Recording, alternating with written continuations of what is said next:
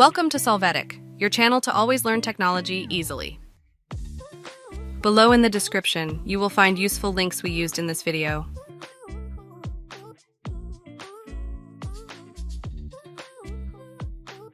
Today in Solvetic, we will see how to fix Excel data not showing. When you open your Excel file, you can see that the data is hidden. To correct it, you will go to the View menu and there you will click on Unhide.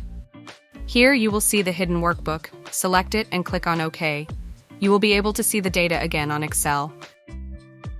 Additionally, you can right-click on a sheet and click on Unhide. If there is a hidden sheet, you can select it, and when you click on OK, you will see its data. Hey, remember to subscribe Solvetic channel.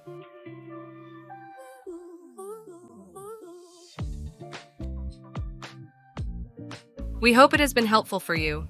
Here are links to watch more videos of your interest and subscribe to the Solvetic channel. Thank you.